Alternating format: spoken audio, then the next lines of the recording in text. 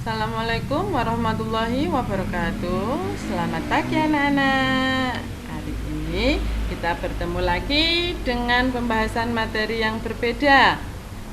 Mari belajar dari rumah. Tema 3, subtema 1, pembelajaran 3, kelas 3.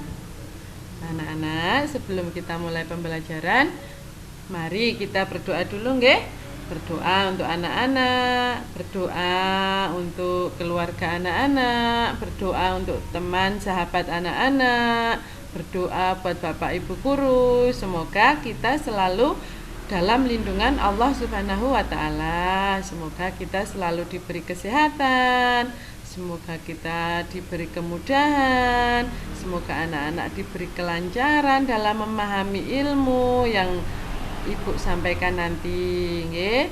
Yuk, berdoa mulai.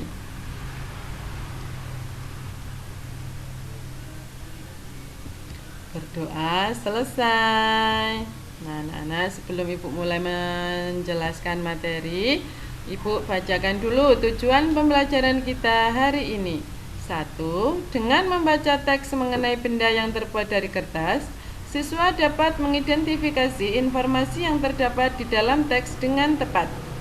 Dengan mengamati benda-benda dari kertas, siswa dapat mengidentifikasi benda-benda yang berbahan dasar dari kertas dengan tepat.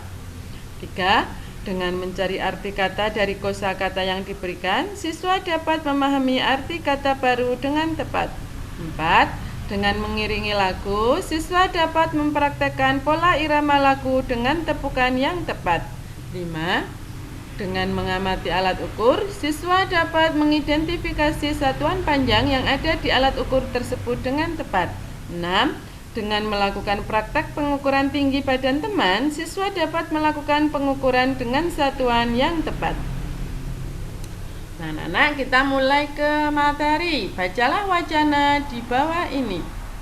Kertas di sekitar kita.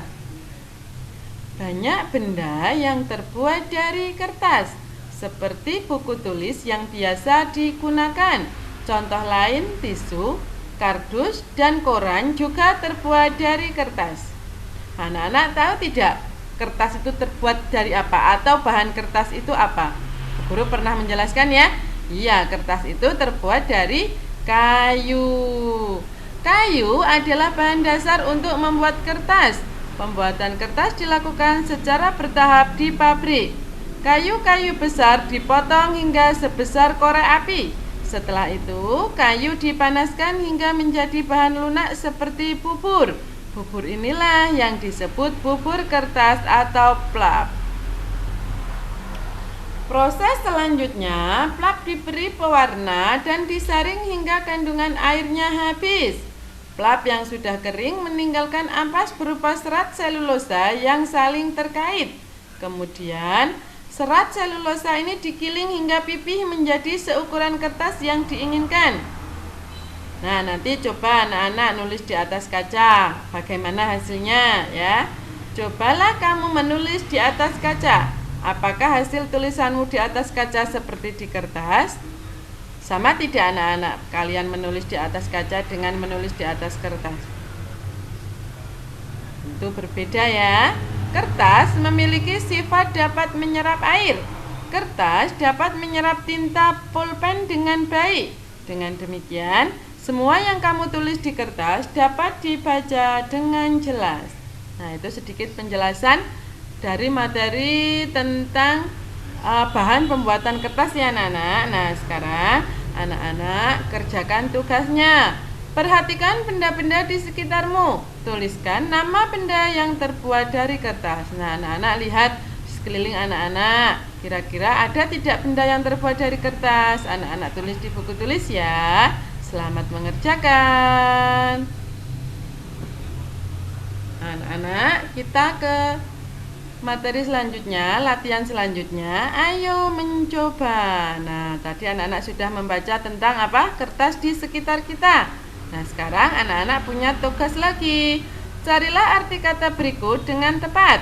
Kamu dapat bertanya kepada gurumu, Kamu juga dapat mencari di Kamus Bahasa Indonesia. Nah, nanti anak-anak bisa mencari di kamus ya.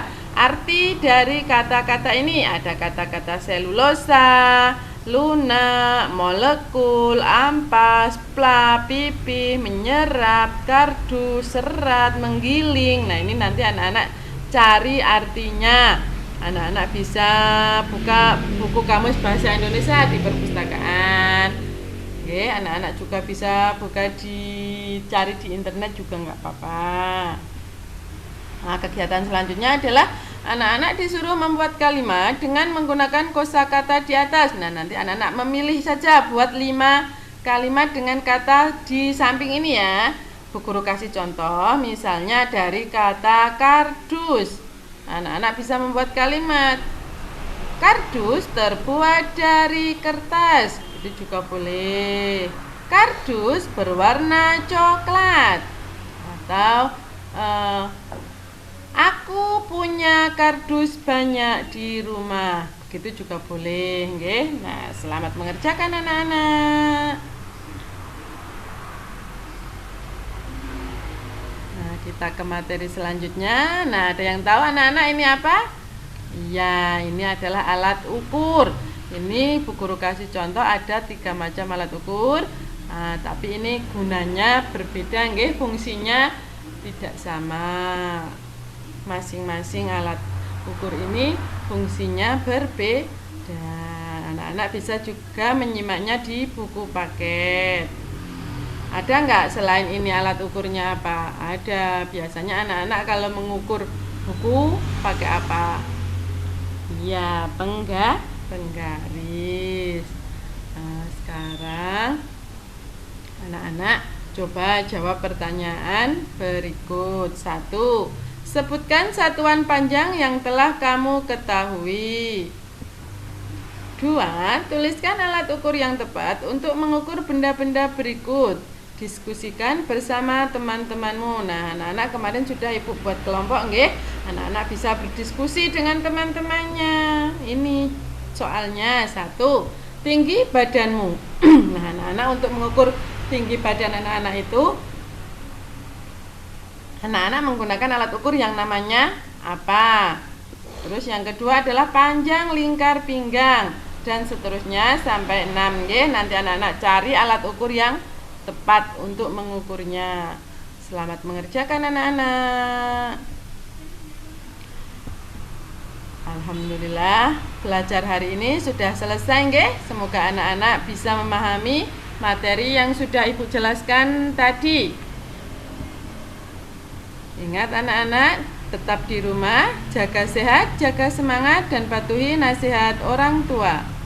Terima kasih. Wassalamualaikum warahmatullahi wabarakatuh.